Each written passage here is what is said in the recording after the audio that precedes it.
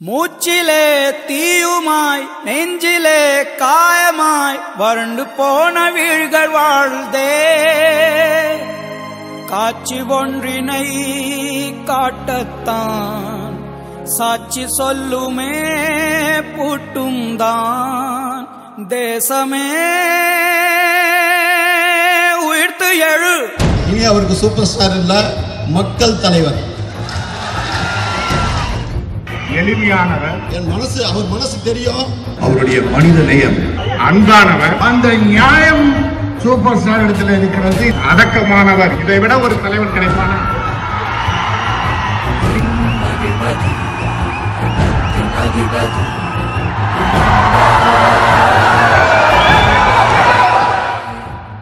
ஐயா, நான் மத்தவங்களை பத்தி சொல்லல, என்ன பத்தி சொல்றேன். நான் என் வேலையை ஒழுங்கா செஞ்சுட்டு இருக்கேன். ஆனா நீங்க உங்க வேலையை சரியா செய்யலையே ஐயா. நானும் கொஞ்சம் அரசியல் கத்துட்டு இருக்கேன். எங்க தப்பு நடக்குது, என்ன நடக்குதுன்னு தெரியும். எனக்கும் மக்களுக்கு செய்யற நல்ல செய்யற கடமை இருக்கு.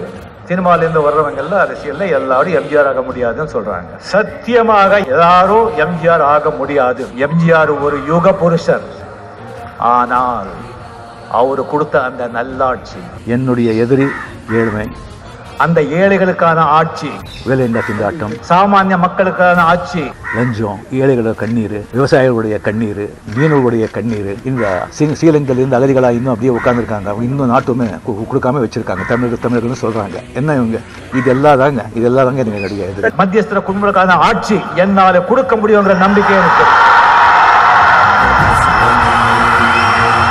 மக்களுடைய ஆசீர்வாதத்தால, இளைஞர்களோட சப்போர்ட்டால, டெக்னாலஜியை யூஸ் பண்ணி நல்ல சிந்தனையாளர்கள், ஆலோசகர்கள், திறமசாலிகளை வச்சுக்கிட்டு அந்த மாதிரி ஆட்சியை என்னால கொடுக்க முடியும்.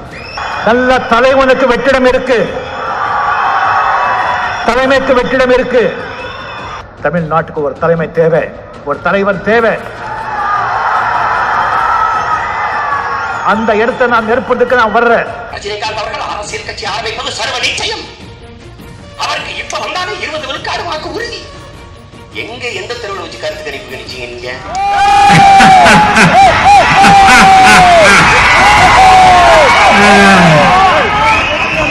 ஐயா, நம்ம பக்கம் ஆண்டவனே இருக்கான்.